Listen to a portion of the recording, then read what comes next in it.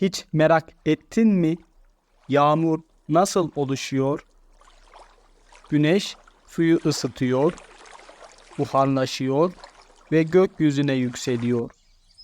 Orada serinleyince küçük su damlacıkları bir araya geliyor ve bulutları oluşturuyor. Bu damlalar büyüdükçe yer çekimi onları aşağı çekiyor ve işte yağmur bu şekilde oluşuyor.